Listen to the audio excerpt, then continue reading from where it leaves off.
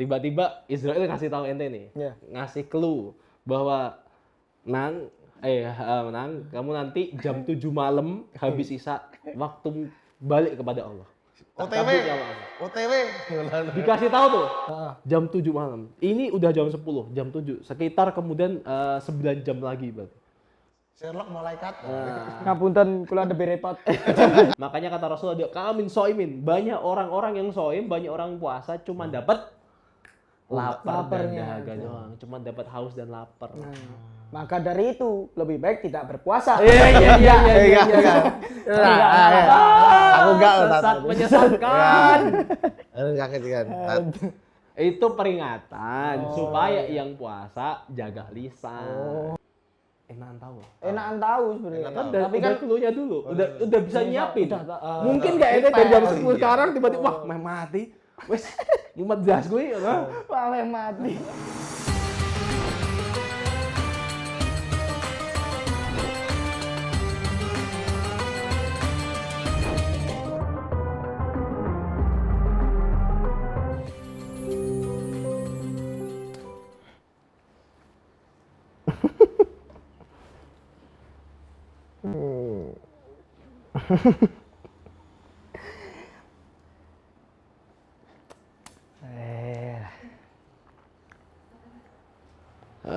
Astagfirullah, puasa ini antum ngapain? Astagfirullah Ustaz, ngapain masuk semuanya gitu. Aduh kan ini. Apaan tuh? Americano? Enggak, ini properti aja. Astagfirullahaladzim, astagfirullah. Udah, jangan astagfirullahaladzim dulu, Tat. Keluar aja, Tat. Ya tak astagfirullahaladzim ini orang, Tat. Tolong digebukin ya. Enggak terus matiin. Bisa-bisanya tuh loh. Udah, urusin ya. Saya urusin. Pada Oke. Ustaz nanti marah-marah terus. Astagfirullahaladzim. Innallaha ma'as-sabirin. Nah, kamu tuh kenapa kok tiba-tiba mau minum tuh kenapa? Kelepasan, Mas Panji. Kelepasnya di mana? Enggak sabar. Tak kira tuh udah buka. Belum. Enggak boleh minum itu. Harusnya makan risol kalau bisa. Oh iya dulu, makan risol baru minum. Tapi digebukin sama ustadznya gitu loh. Kamu tuh Sampai ustaznya masuk duluan tadi. Aku kaget. enggak boleh kayak gitu. Aduh, Jangan, udah balai ini meneh. aku nurunin shockku gimana? Jangan, puasa tuh nggak boleh marah, nggak boleh minum selama waktu yang sudah ditentukan. Ya, nggak boleh, gitu loh. Ya kamu Soalnya aku tuh sekarang mau jadi, kemarin sibuk aku jadi polisi skena, sekarang mau jadi polisi moral aku. Bah, layak. Kenapa? Ini barusan kamu Lah. belagak nyuruh aku, kamu jangan minum, kamu jangan marah, puasa. Emang kamu puasa? Ya jelas enggak lah. Puasa lah. Lah itu. Nah, itu. Pernah nggak kamu tuh sadar kalau ternyata kamu itu masih banyak kurangnya? Maksudnya ketika orang lain memang kamu rasa ada kurang, tapi ternyata kamu sendiri juga ada kurangnya. Terlebih soal puasa. Enggak ada. Mentang-mentang aku pura-pura minum, itu kan pura-pura tadi. Enggak. Kamu nggak tahu aja. Lah kan Ustaz enggak. Ini nggak ada isinya nih. Ya, enggak tahu dengan ini. Dah. Gini loh. Kan aku kan Panji kan P-nya perfect ya. Sempurna, itu sempurna orangnya. Oh, pantas aja. Saking sempurnanya hitam semua ini. Nah, hitam sempurna. Hitam sempurna. Kamu itu loh, aku soalnya relate juga sih. Maksudnya sering ketemu orang-orang yang memang dia tuh sok jadi polisi moral. Jadi gak cuman polisi-polisi yang di luar sana, tapi polisi moral juga ada gitu. Iya. Termasuk dalam hal Ramadan ini. Bener banget. Kalau polisi skena kan biasanya polisi yang kamu hafal lagu band apa? Nah ini. Ya kan, kamu tahu lagu Gambio Nah, enggak? kalau Gitu ini kan. polisi moral apalagi di puasa ini, kamu tahu nggak sebenarnya puasa itu apa? Nah, gitu. Tahu nggak sih kalau puasa itu nggak boleh makan risol? Kalau padahal dia sendiri nggak puasa. Nah itu. Nah, aku juga bingung nih, kayak Dia tuh suka ngejudge gitu ngejudge loh. ya. Padahal diri kita lebih jelek sebenarnya daripada dia. Tahu aja mereka Tahu siapa aja. yang bisa diinjak-injak. Nah, udah tahu muka kita kayak ada kayak ampas tebu, masih ada diinjak. Nah, itu tuh relate juga sama aku tuh pernah lihat di TikTok. Itu tuh soal apa tadi? ada someone atau seseorang tuh menghina. Menghina sama apa ya, bahasa mungkin ngelok itu apa ya? Ya ngolok-ngolokin. Oh ya, menghina juga itu ya. Nah, itu mereka tuh sebenarnya tahu nggak sih kalau mereka tuh melakukan hal itu gitu loh. Menurutku tuh watak namanya. Kadang tuh Watak. seseorang itu ini mumpung ustadznya nggak ada, aku mau ngomong masuk bicara aja. Apa? Entah itu benar atau salah. Kamu saya nggak ada, ngapain Lah, iya. ngomongnya pelan-pelan? Lah ya, mbok menawa dia Masuk lagi. kan ada lagi tiba-tiba kayak kemarin betul masuk kita yang diajar. Orang-orang tuh kadang menurutku kayak apa ya? Mereka bukan sok suci ya, nggak tahu ya. Mungkin dia tidak bisa melihat dirinya sendiri. Bisanya melihat kejelekan kita. Nah, itu. Padahal enggak, kita udah Udah ganteng. Nah, pasti harus cara aman udah jelek. harus Nah, pede. gitu. Jadi kayak apa ya? Aku juga pusing. Nanti kayak tanya aja sama Ustaz Tovan. Oh, nanti aja ya. Nanti aja. Nah, itu sama itu tadi kan termasuk juga menurutku maksiat juga karena kita suka ngejudge atau kita mengolok-olok orang tadi itu termasuk perbuatan dosa. Sepertinya itu jelas sih, itu jelas karena perbuatan tidak terpuji kan gitu. Itu maksudnya ngejulitin ya? Nah, betul. Ngejulitin. Kamu sering dijulitin nggak? Ya, kalau dijulitin sih sering. Contohnya? Ya, terlebih soal outfit kan memang ya tahu sendiri lah. Oke, Outfitku outfit. sekarang kan ya mengikuti tren. Oke. Tren Ramadan. Kemudian tren Ramadan seperti ini. Jadi Sekali lagi nih, kalau selain dijulitin outfit, ah, kita kan kelemahannya di face ya? Pernah nggak? kalau itu sih kebetulan Makanan sehari-hari? enggak, kebetulan enggak ada sih kalau yang Nggak sampai ada ya? ke fisik itu jarang. Jarang, tapi Sekalinya kena banget. nah mungkin kita tadi itu termasuk maksiat atau bukan kan kita juga tidak tahu ya. Betul. Kita daripada seperti kayak kemarin ngomong ya, kalau berdua tuh ngalor ngidul gimana kalau kita panggilin damkar aja? Loh, jangan loh. Oh, bukan. Nanti padamin kamu. Dawin ya. Ngomongin soal maksiat, wah ini bukan urusan saya. Damkar masuk malah keliru. Mana yang harus dipadamin? Mending kita panggilin? Thierry Henry. Bukan Thierry Henry. Bukan Siapa, Thierry Henry. Kita panggil Ustaz Nawawi aja. Bercanda mulu. Kapan ini masuknya, beliau? Oke, langsung aja ya. Oke, Bang. Langsung saja kita panggilkan Ustaz Tovan. Selamat pagi. Waalaikumsalam. Waalaikumsalam, Ustaz. Monggo, Oke. Ustaz. Ini Ustaz. Lah, kalau ini bener, segmen ini baru masuk. Tadi jangan masuk dulu. Ini loh Ustaz. Gimana? Menang itu tadi itu saya sok-sokan mengadili menang. Nah, menang tadi kan. Tapi dia udah mulai berubah loh ya. Berubah apa ya, Ustaz? Ini fashionnya mulai berubah. Ya. Terima kasih. Masya Allah. Perilaku juga. Alhamdulillah. Barusan enggak ini. Barusan enggak. Nah, kayak aku nih menuding ini Tat. Ini termasuk kayak apa ya? Akan kayak polisi moral nih. Judgment ya namanya. Ngejudge Judgment. enggak Tat? Itu. Termasuk dosa enggak sih aku ngejudge gitu? Nah, itu. Ngejudge apa dulu nih? Ya ngejudge kayak menang. Kamu enggak puasa. Padahal mungkin saja Nah. Mas Panji itu nggak puasa. Oke. Kemungkinannya 90%. Rada tidak. Nah, ini Ya Allah. gimana Tat? Jadi kita tuh harus keras terhadap diri kita sendiri dan harus lemah lembut kepada yang lain. Jadi untuk masalah syariat, untuk masalah perintah-perintah Allah, kita harus keras dulu ke diri. Jangan kebalik, keras sama orang lain, lemah lembut sama diri kita sendiri. Enggak.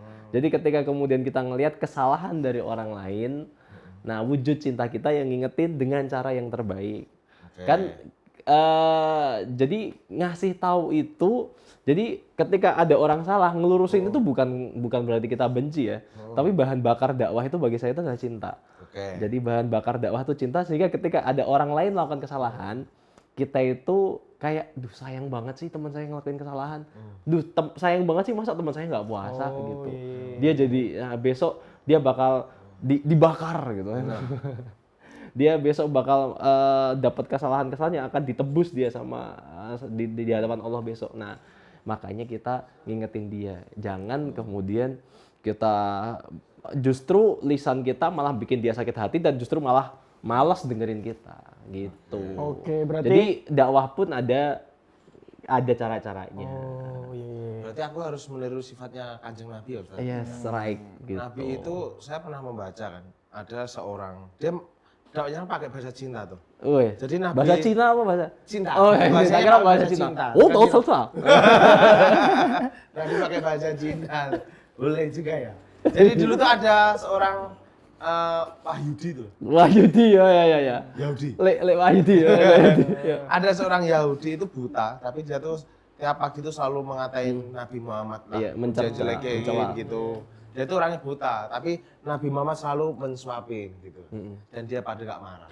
Terus suatu ketika Nabi meninggal, ternyata baru kerasa. Mana nih? Nah, Iya. itu. Berarti Mana Nabi orang kan yang- Cina, kan Cina, kan bahasa cinta, Gitu kan.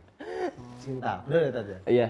Jadi begitulah memang akhlak Rasulullah yang susah banget kita tiru, tapi kita harus terus belajar ke sana gitu tentang bagaimana Nabi itu sama orang yang benci sama dia pun dia tetap berbuat baik sama orang yang dia benci.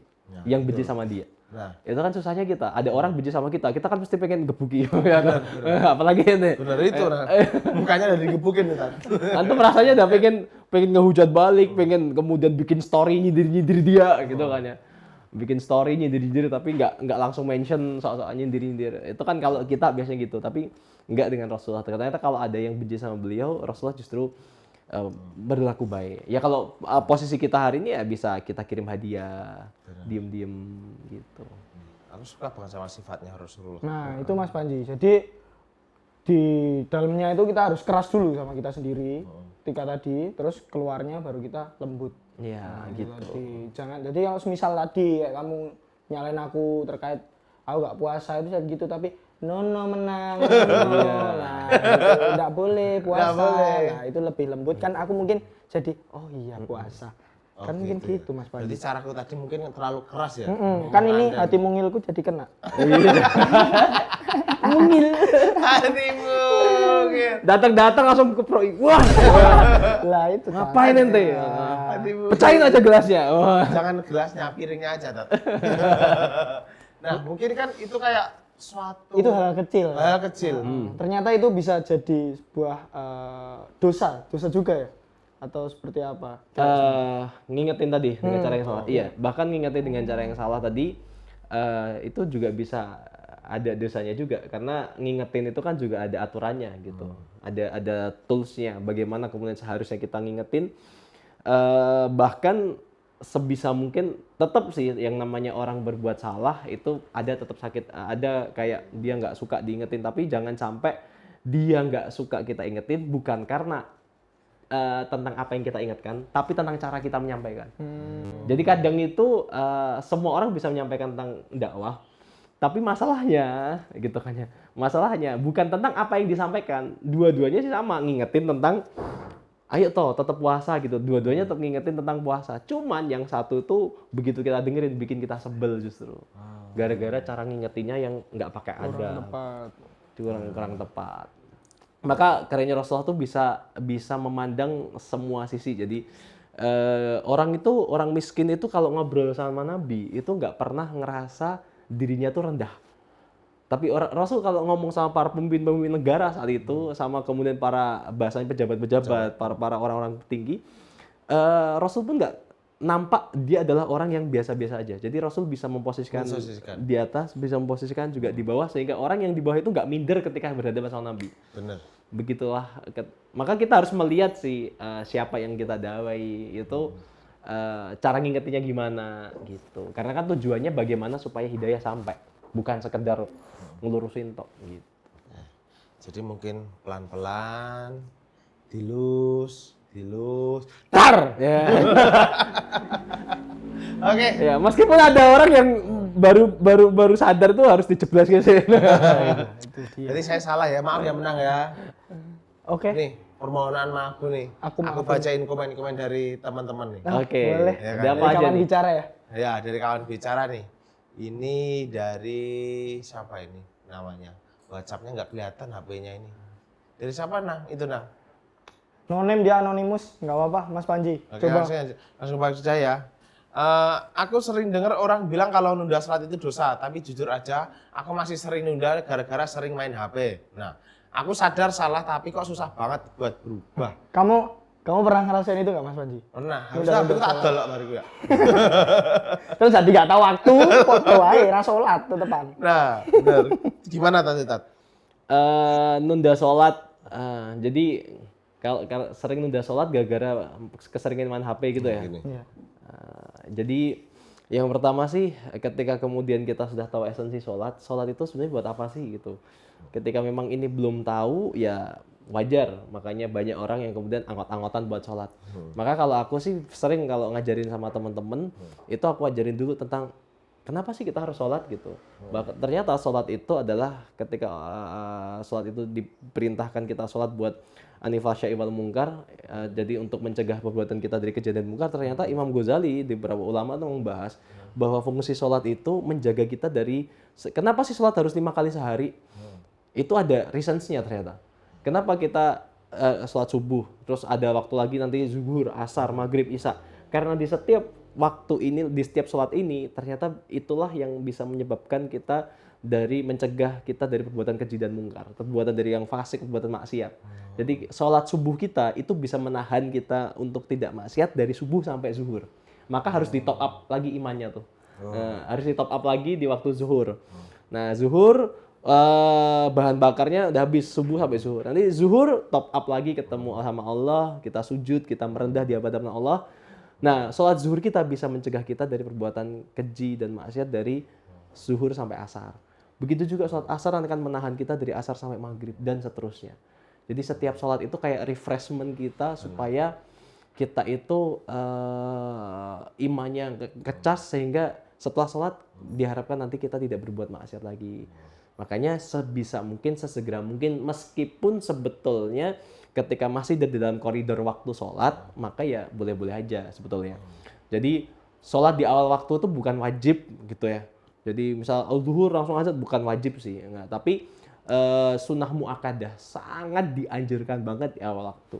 Kalaupun memang masih ada kerja dan sebagainya nggak bisa, ya udah masih ada waktunya kok. Allah nggak sekaku itu sehingga dari zuhur sampai asar ini 3 jam. Mau sholat jam 2 pun juga nggak apa-apa. Tapi kalau tidak ada urusan apapun selain kemudian yang bersifat wajib, ya disegerakan aja sih. Gitu. Jangan ditunda-tunda. Karena kita nggak pernah tahu usia kita sampai kapan. Benar. Ternyata, wah gue gitu ya, ternyata nggak ada yang tahu. Ini saya lagi ngomong gini tiba-tiba saya bengek. Langsung saya sesak nafas terus Panji mati gitu, bisa nggak? Ya, Bisa saya sesak nafas Kok saya mati duluan? Kok saya mati duluan? Loh, kan yang namanya maut nggak ada yang tahu. Nggak Ya ada kan? yang tahu. Emang mati harus sakit? Nah, enggak. Tapi kelihatan kalau aku mati duluan kalian seneng banget. Opsional Mas Panji. Kamu maunya gimana? Yang sesek saya yang mati dia bisa aja. Boleh. Nggak ada yang tahu. Daripada kita mau sibuk nge-games ya, ada orang yang masuk ke masjid jam 12, dia tidak sholat, dia tidak baca Quran, justru dia masuk masjid malah ngereng gitu. Main Mobile Legend. Nah, itu. Nunut wifi masjid. Aduh, parah itu. Misal nih, kalau mungkin kayak aku sholatnya amburadul nih, belum tepat 5 waktu. Yes. Dia kadang, mohon maaf nih, kadang masih 2 waktu, 3 waktu, 4 waktu, 5 waktu, balik lagi 3 waktu, tapi kayak masih berproses tuh gimana, Tat? Gimana? Jadi tadi ketika kemudian kita masih gimana, mas sholat saya tuh masih bolong-bolong nih gitu ya. Yang pertama kali kemudian harus kita pelajari, memperkokoh keimanan kita dulu. Itu sih yang menyebabkan kita jadi malas sholat. Kenapa? Bagi saya iman itu, kalau ini kan ada bangunan nih. Bangunan. Bagi ente, bangunan ini yang paling penting tuh apa dulu? Sebelum yang eye catching, yang Fondasi. Ya, fondasi. Fondasi itu adalah sesuatu yang nggak nampak tapi akan mempengaruhi hasil akhir. Jadi fondasi itu harus diperkokoh dulu. Nah, fondasi itu apa? Ya tentang keimanan kita terhadap Allah dan Rasulnya. Keyakinan bahwa Allah adalah zat yang kemudian berikan kita rezeki setiap hari. Keyakinan bahwa Rasul adalah seorang nabi yang mengajari kita tentang do and don'ts. Mana yang benar, mana yang salah. Melalui kitab Al-Quran yang diwariskan sama kita. Nah, ketika kita sudah mempelajari itu, maka sholat itu bagi saya sih bukan jadi kayak beban. Justru ketika Allah perintahkan sholat sama kaum muslimin saat itu, sebelumnya itu kan sebelum Islam yang dibawa oleh Rasulullah itu, nabi-nabi yang sebelumnya itu para sahabat-sahabat Nabi saat itu ketika mau umatnya saat itu kalau mau doa tuh melalui perantara nabinya.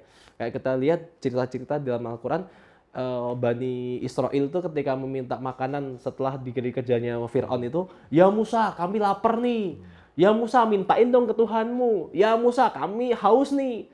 Jadi ya Musa tolong dong mintain ke Tuhanmu, dulu kayak gitu. Tapi sejak Rasulullah setelah Isra Mi'raj, Allah memberikan shortcut bagi saya dan kalian semuanya. Buat apa? Buat langsung minta sama Allah. Nggak perlu lewat Nabi lagi. Langsung, jadi kita tuh diizinkan langsung setelah Rasulullah ini bisa langsung ngobrol sama Allah di setiap sholat-sholat kita. Maka kalau kita ngobrol sama orang yang kita sayang aja, yang antum sayang aja, antum kagumin aja, itu chattingan bisa nggak kerasa lama gitu ya. Chattingan tuh asik banget, seru banget gitu kan ya. Itu kalau sama orang, sedangkan ini sama zat yang ngasih kita rezeki setiap hari, yang ngasih kita manfaat setiap hari, dan dia rindu setiap hari 5 kali kita minta ketemu, masa sih kemudian kita masih berat? Nah, jadi bukan beban, tapi justru inilah momen-momen Allah, zat yang paling sayang sama kita, yang paling kemudian memberikan kita rezeki, pengen ketemu sama kita, masa kita lewatin? Jadi sebelum aku ngomongin tentang kenapa bolong-bolong, ini dulu yang kita bangun fondasinya bahwa sholat itu bukan sesuatu yang, aduh, males nih, berat. Justru itulah tempat kita ngecas. Gitu. Ya, soalnya kalau nggak sholat hati saya kosong, bingung, gerambyang. Tapi kalau udah sholat, itu kayak tetek gitu. Wah, tetek. Tetek. Kecuali ngadepi menang ya. Iya. Tetap ragu ya. Tipu muslihat menang tuh gitu. Jadi itu ya, mungkin pondasi kita dikuatkan dulu. Biar mungkin hatinya kita nggak goyah dan sebagainya. Itu Nang, jangan minum mulu. Nah, itu tadi kebutuhan. Oke. Ada pertanyaan kedua menang dari siapa? Dari si Fulan. Aku tuh pengen banget berubah jadi lebih baik. Tapi orang-orang di sekitarnya malah nyinyirin. Katanya soalim lah, paling juga ntar balik lagi lah. Kok rasanya malah makin sulit buat bertahan ya. Nah, nih, Tat. Buat aku sendiri sih juga relate ya, termasuk ini dalam mungkin dalam cara berpakaian, terus kemudian berperilaku. Kayak bencong ya. Nah itu tuh kenapa sih jadi sulit buat bertahan karena banyak godaan dari orang lain tuh kayak lebih ke kamu ngapain sih kayak gini, paling besok kamu gini lagi, kamu gini lagi. Makanya tuh berubah itu bukan karena orang lain sih. Berubah itu ketika kita udah niatin berubah, ya berubahnya karena Allah. Berubahnya kita kepengen bisa better daripada sebelumnya. Udah gitu aja. Kita nggak bisa nyenengin semua orang loh gitu. Yakin, antum nggak mungkin bisa nyenengin semua orang. Pasti tetap aja ada orang sebel. Jangankan antum, wong Nabi saja yang pribadi tanpa celah, yang nggak ada salahnya sama sekali ini. Dipegeli wong akeh. Ini aja masih dipegeli wong akeh, disebelin orang banyak. Apalagi saya dan kalian gitu ya. Berarti sekarang patokanku Nabi Muhammad ya? Iya. Emang patokanku Nabi Muhammad kok sekarang? Iya. Patokanku yang aku ingat Nabi Muhammad. Nabi aja orang yang paling sempurna aja dibully, dihina mungkin tadi. Mama diperangi. Apalagi kita yang seonggok ampas tebu kayak gini kan. Ampas tebu. Itu ya. Gitu nah. Jadi nggak usah minder Nang, walaupun kamu ya kayak aku jelek juga ya. Ganteng kamu maksudnya. Jangan bergantung pada karena omongan orang lain itu tadi. Iya. Tapi omongan orang lain nyelekin tak. Biasa. Iya. Kita nggak bisa ngatur lisannya orang. Betul. Kita nggak bisa ngatur mulutnya orang. Tapi yang bisa kita atur bagaimana penerimaan kita atas lisannya orang tadi itu. Oke. Kalau kemudian kita masukin hati terus ya udah kita hidup kita kelar jadi. Bisa dikatakan baperan lah ya. Iya. Oke, gitu kawan bicara. Menampar aku banget ini. Betul banget. Saya langsung overthinking. Saya jadi makin pede sekarang untuk memulai hari yang lebih baik ke depannya. Amin insyaallah. Tapi aja kepedean. Oke, untuk pertanyaan ketiga ada Karin. Di medsos banyak banget orang yang suka berdebat sampai kadang jatuhnya tuh saling menjatuhkan tuh. Termasuk maksiat juga nggak sih, Tat? Nah, misalnya ada kasus apa ini, ayo, dar. Merasa semuanya paling benar. Benar. Sebetulnya menyampaikan ilmu, jadi kita ngomong debat dulu ya. Menyampaikan ilmu ketika memang saya tahu bahwa yang disampaikan salah, itu kita harus wajib mengkoreksi juga.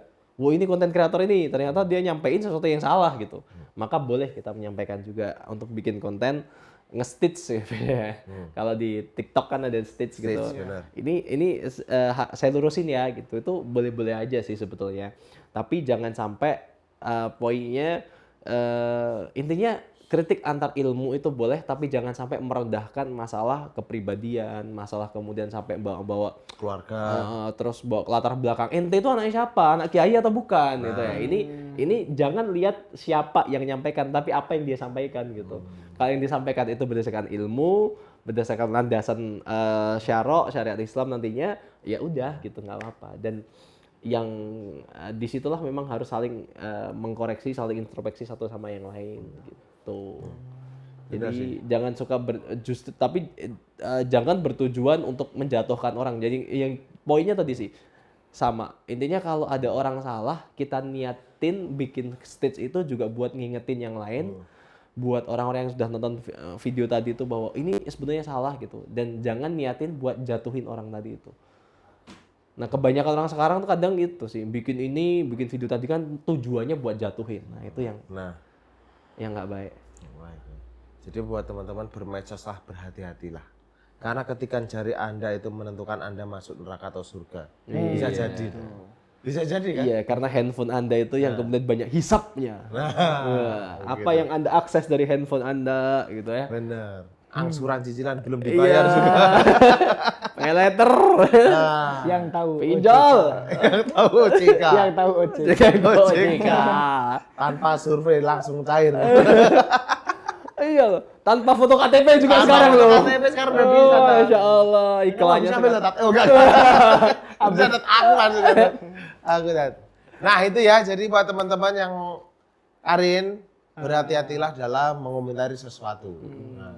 Kalau kamu mengomentari boleh saja, tapi dengan bahasa yang baik. Yes. Gitu. Jangan kasar. Selanjutnya. Oke, pertanyaan selanjutnya dari Mas Dimas. Sering dengar kalau maksiat itu bisa bikin hati jadi keras. Tapi maksudnya keras itu gimana sih? Apa bisa dilunakkan lagi? Mungkin di presto? Atau di presto ya. Atau diinget direndam pakai air jeruk gitu ya. Dilunak. Apa banyu nanas gitu.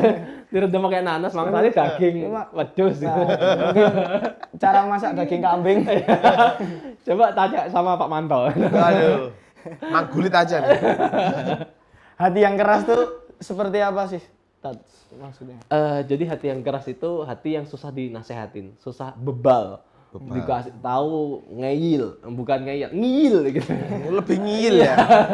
Kok andalannya ngiyel gitu ya. Ngiyil. Udah tahu salah tapi masih bebal, itulah orang hati yang keras. Jadi maksiat itu memang membuat kita hatinya semakin keras.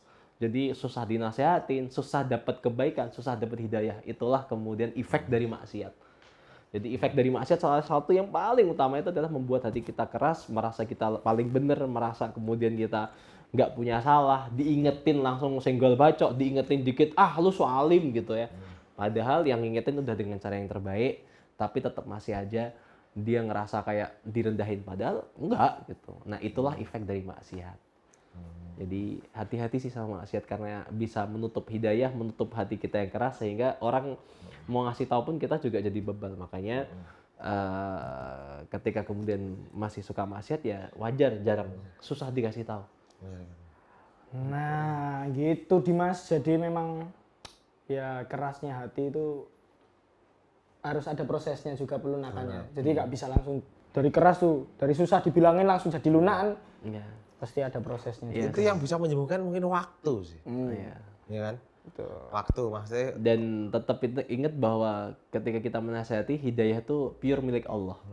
Jadi kita tidak bisa mengantarkan hidayah bagi siapapun. Oke. Nah, dan aku juga punya dilema nih, Tat. Yes. Apa? Anak muda sekarang ini kan juga sering terpapar sosial media. Terus kemudian ada tips nggak sih buat kita bisa ngefilter konten yang mungkin bisa bikin kita tergoda buat maksiat gitu. Iya. Jadi lebih ke mungkin kita nggak follow akun-akun tertentu yang kayak kita menjerumuskan ke arah situ, tapi Kan biasa lewat sendiri gitu. FYP-nya gitu ya. Gimana sih cara ngefilternya? Saya lagi nonton FYP apa tiba-tiba nonton something kajian tiba-tiba muncul algoritma random ya. Ya itu ujian. Termasuk ujian berarti ya? Yang ujian HP-nya tadi itu. Termasuk ujian tuh. Makanya ya begitu lewat kontennya kayak gitu langsung klik itu yang ada. Saya nggak suka dengan postingan ini tuh loh. Harassment ini membuat saya nggak nyaman gitu. Itu sih yang biasa saya lakukan. Apalagi misal anak-anak kecil kan kayak gitu, kadang HP dipegang anak, scroll munculnya mbak-mbak apa gitu. Benar. Itu segera karena itu ujian. Jangan terus kan ada orang yang itu langsung ternyata apa gitu ya. Katanya pandangan pertama tuh nggak apa-apa, harus diserang terus nggak boleh. Nah, itu kan ada fiturnya kan, di pojokan ada titik 3, bawahnya lagi simpan aja. Itu dia ujian, dicobain ujian. Ada ujian dicobain. Adalah. Tapi kalau di FY ini, mohon maaf nih, FY Ustadz isinya apa tadi? Motor-motor atau? FYP, ya bengkel, terus Velocity. Ternyata lewat juga ya. Ada kan lagi bukber. Kalau Bapak Yali-Yali ada nggak? Apalagi Yali-Yali. Tapi kalau menang tadi kan mungkin kayak sosial media tadi. Ya. Kalau aku kan kayak pertemanan nih. Semisal nih kayak apa ya? Sekarang kan nongkrong kan pasti kayak gibah bareng dan sebagainya. Nongkrong tuh kayak enggak dulu, misal dulu kan sebelum ada sosmed kan nongkrong, ya udah kita nongkrong main. Sekarang kan mungkin ada gibah. Nah, kita tuh kadang kalau enggak ikut nongkrong kayak diecengin, tapi kalau ikut nongkrong malah kayak gibah, pusing tajam sekarang. Iya, karena kita yang sekarang itu juga adalah bentuk kalau dari psikologi ya. Ngelihat Panji itu nggak harus ngelihat Panjinya, tinggal lihat teman-temannya Panji, 5 orang sekitar Panji, lah itulah Panji. Kita itu sama dengan orang yang sekitar kita. Jadi memang makanya Rasulullah bilang kalau ente deket-deket sama para penjual minyak wangi ya ente akan wangi juga. Tapi kalau ente deket-deket sama pandai besi yang sukanya di besi ya ente akan kebau dengan bau asap, bau besi juga. Maka bisalah kemudian nanti memilih dan memilah kapan kita harus ngumpul sama teman-temannya gitu. Kalau memang ketika kita terjun ke circle itu ternyata justru banyak gibah, ya kita tahan dulu nih. Bagaimana kemudian kalau sebisa mungkin ketika kita ke sana kita bisa bikin vibes yang berbeda, bisa mempengaruhi. Karena hidup itu cuma 2 hal sih, Ji. Kalau nggak dipengaruhi, mempengaruhi. Nah, kalau nggak dipengaruhi, kita itu lebih banyak dipengaruhi sama circle kita atau justru kita banyak mempengaruhi mereka atau justru kita banyak dipengaruhi mereka. Kalau kita ternyata lebih banyak dipengaruhi sama mereka, ya udah, kalau lebih banyak dipengaruhi sama circle kita itu ya kita tahan dulu supaya nanti kita balik ke situ bisa mempengaruhi mereka untuk kebaikan. Oh, gitu ya. Itu mungkin hati perlu menggerakkan gitu. Harus. Nah, berarti kalau misalnya kan aku Susan nih Tat. Susan kan kaitan dengan hati juga. Itu kayak mengaruh nggak sih kalau dalam bulan Ramadan itu kayak Susan lah gitu. Mempengaruhi nggak hitungannya? Mengurangi pahala nggak? Mengurangi pahala, iya jelas gitu. Tapi membatalkan enggak? Tapi mengurangi ya. Makanya kata Rasulullah, "Kamin soimin." Banyak orang-orang yang soim, banyak orang puasa cuma dapat lapar dan dahaga doang, cuma dapat haus dan lapar. Maka dari itu lebih baik tidak berpuasa. Iya. Aku enggak Menyesatkan. kaget kan. Itu peringatan supaya yang puasa jaga lisan. Bukan cuma jaga makan tok, tapi juga jaga lisannya supaya dia nggak menyakiti hati orang, nggak ngerasain orang. Meskipun suuzon itu sekarang bisa lewat mata doang aja bisa suuzon. Jijik. Iya, betul. Nah. Ade brewok. Rada cekuran gue. Pak Deni saya gundul nih. Terus ning warung ini. Ngepat nyawa.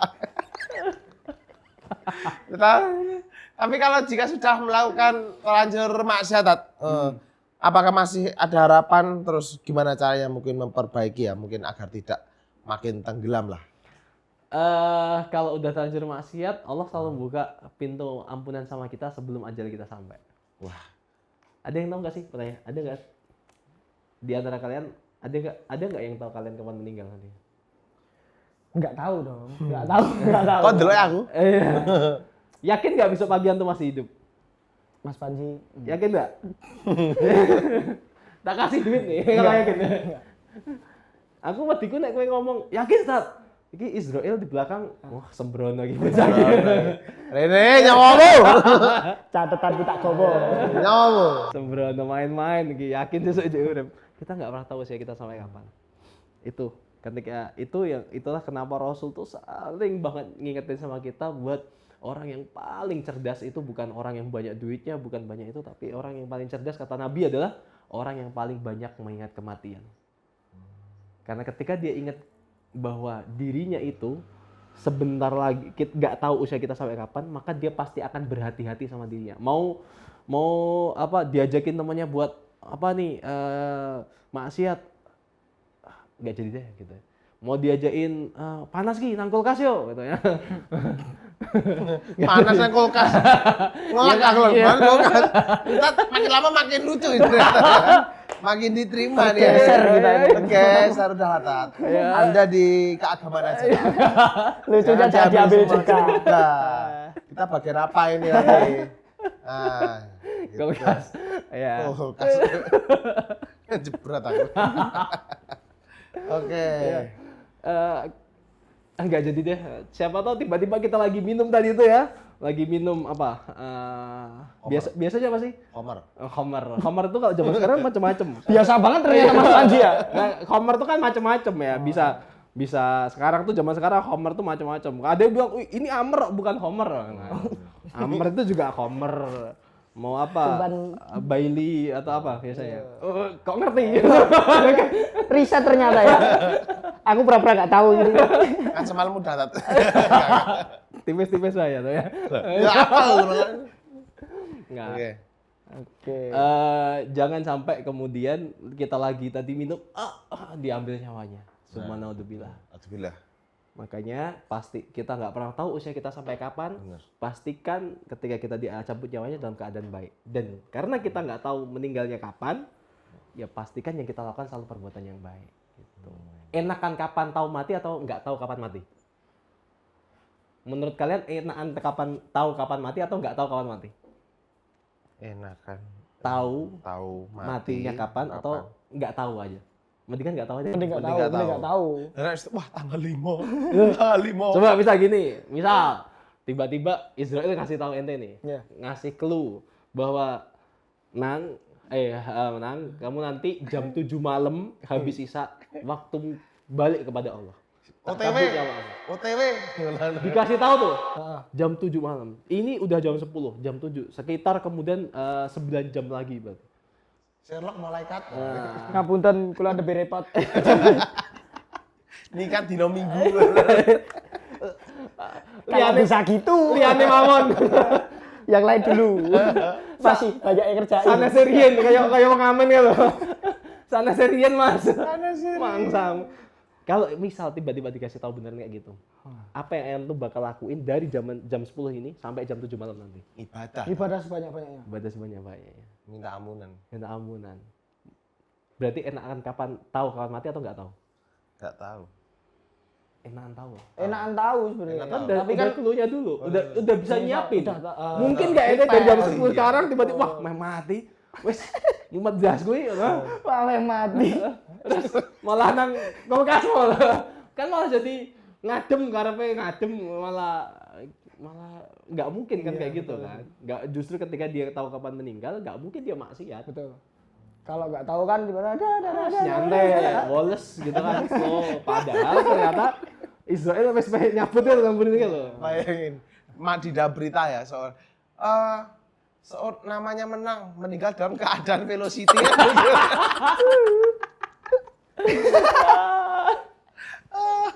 Pemuda serengan meninggal karena velocity. Karena kram, velocity terlalu lama. Gimana kan itu berbahaya. Menakutkan juga ya. Berarti mending tahu, tapi kan kita nggak tahu semua. Tapi menariknya Allah rahasiakan itu semua. Karena Allah rahasiakan, maka pastikan amal kita amal yang taat. Karena amal itu cuma dua, kalau nggak taat ya maksiat. Nggak ada tengah-tengah. Kita insya Allah detik ini lagi taat, nggak tahu ntar 2 jam lagi, 3 jam lagi. Nah gitu, pastikan kita selalu berbuat dalam ketaatan sama Allah. Gitu. Taat ya menang. Janji. Semoga.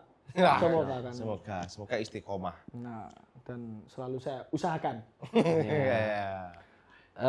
Dan teman-teman, bahwa Allah tuh sering sekali ngingetin kita atas perbuatan-perbuatan maksiat yang kemudian Allah larang. Maka dalam Al-Quran itu bukan hanya ngasih tahu tentang asatirun al-awalun, kisah-kisah orang-orang masa lalu, tapi Allah juga ngasih tahu mana kita yang benar dan salah. Dan Allah juga ngasih tahu perbuatan-perbuatan orang terdahulu yang menyelisihi nabi-nabi mereka. Nah, disitulah kemudian men-trigger kita supaya ayo kita hati-hati sama perbuatan-perbuatan maksiat yang Allah larang. Karena setiap perbuatan maksiat pasti membuat kita hidupnya berantakan, saya jamin. Entah mungkin sekarang atau di masa depan pasti tetap ada keberantakan dari hidup kita. Makanya karena kita nggak pernah tahu usia kita sampai kapan tadi itu, maka pastikan setiap yang kita lakukan ada perbuatan-perbuatan taat. Karena terlalu banyak kemudian kalau kita buka Al-Quran tuh Allah menghamparkan tentang perbuatan-perbuatan orang maksiat yang nantinya akan bahkan kita masih berani maksiat. Kenapa ya? Kenapa sih kita masih berani maksiat? Karena kita mungkin nggak percaya atas adanya neraka. Padahal itu sesuatu yang aku yakin, sesuatu yang pasti akan datang pada kita di hadapan kita. Karena sebelum orang masuk surga pun dia juga akan melewati Shirathul Mustaqim, jembatan Sirat. Ente itu berani maksiat itu emang ente punya kunci surga. Nah, kalau saya sih cuma punya kunci Inggris. Kan saya belum punya megang kunci surga. Punya kunci surga? Kunci ruko ada kan? Coba buatin ke tukang kunci ya. Keyless kayaknya sekarang. Iya. Pakai remote. Remote. Nah, karena kita belum megang kunci surga, dan siapapun yang akan masuk surga akan melewati Shirathul Mustaqim, neraka tadi itu, jembatan Sirat tadi itu makanya yuk pastikan amal-amal kita berbuat baik. Karena seringan-ringannya siksaan neraka, tahu nggak sih? Paling ringan siksaan di neraka tahu apa? Kita dikasih kerikil dari neraka, kerikil terkecilnya neraka, di kaki, kepala kita mendidih, bluk-kutuk gitu, sudah sampai meledak gitu. Padahal dikasihnya kerikil kecil gitu ya, kerikil kecil, kepalanya mendidih. Itu yang paling ringan. Itu yang paling siksaan paling ringan dari neraka.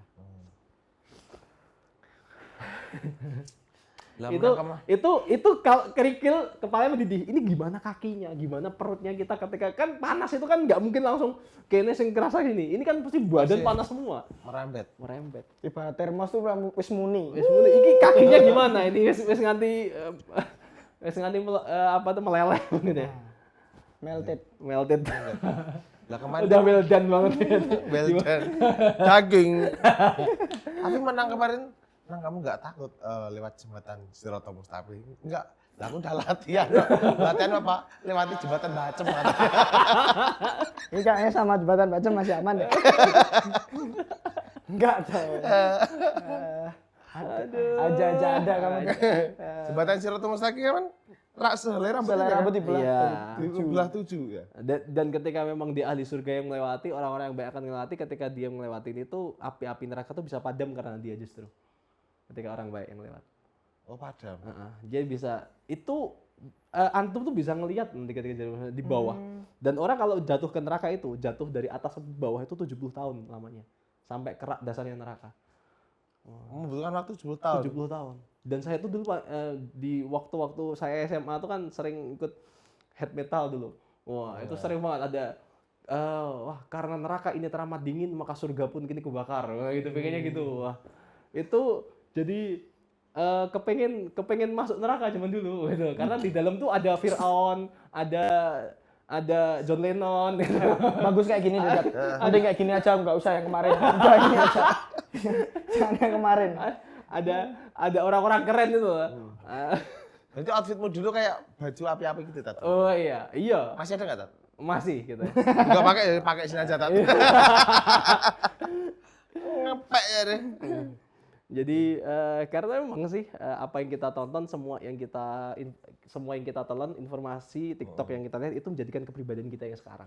Maka hati-hati sama apa yang antum follow, apa yang antum lihat setiap harinya. Dan remote ente yang pegang. Oke. Berarti kunci itu sebenarnya ada di kita. Yes. Tergantung kita mempresentasikannya mau gimana. Betul. Cara mainnya gimana. Bukan orang lain. Karena kita bisa memilih sebenarnya kan. Kita memilih yang mana. Baik Bener. apa buruk gitu. Benar banget. Satu kata penutupan, ada kata-kata penutupan hari ini dari aku. Apa tuh? Nanti kalau aku udah kata-kata, kamu juga kata-kata loh. Biar kamu mikir. Hidup itu pilihan. Kalau kamu bukan pilihan, pilih yang lain.